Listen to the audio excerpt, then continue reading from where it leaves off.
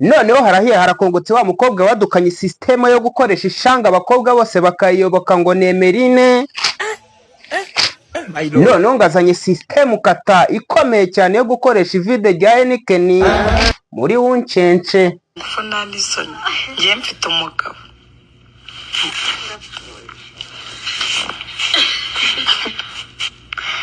Imbere ibeshye njye mu matako mugiye ku mayede. Uri amayede se uri sheri wanjye.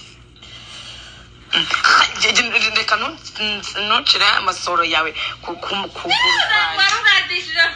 Uyu Emelyn nyuma y'igihe kinini atavugwa, nyuma y'igihe kinini yaracecetse, nyuma y'igihe kinini tumaze igihe tureba video za Barithazal ziri kugenda zica ibintu hirya zicicikana, uyu nawe ngararebye abona yuko nta kindi gikuye agomba gushyushya umurwa akatunyuzamo utuntu tw'utu episode tumeze ukuntu, dore yuko amenyereye guhimba amasystem kata mashyashya.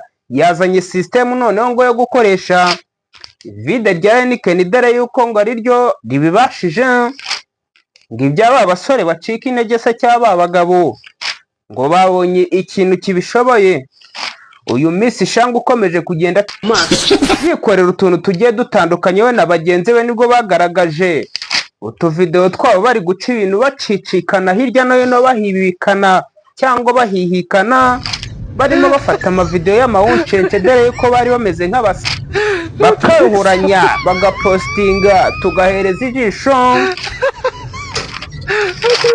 Ntawigeze umenya niba byari biri muri purani yabo, kuko bashyuhije umurwa batigishije igihugu, basatuye amavideo yabo arimo araca ibintu hirya no hino, dore yuko nkanjye ureba ubu ngubu size ubu ngubu nahita ngubita ubuvideo nka bubiri ukihera ijisho unyandikiye.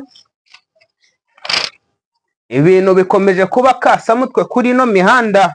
So guys, nkuko bimeze rero ni video zagiye zicicikana zihikana hirya no hino zica ibintu ku mbuga nkoranyambaga, nanjye ukubwira size none amaze kuzibona, nazibonye ukuntu zimeze.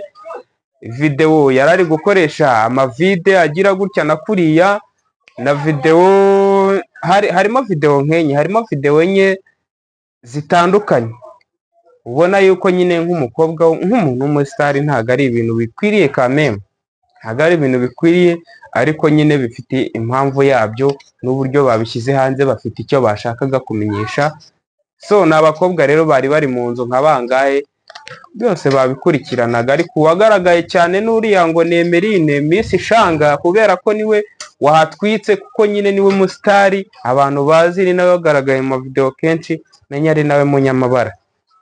Kora subscribe and share, komeza tubakubite episode kuri episode.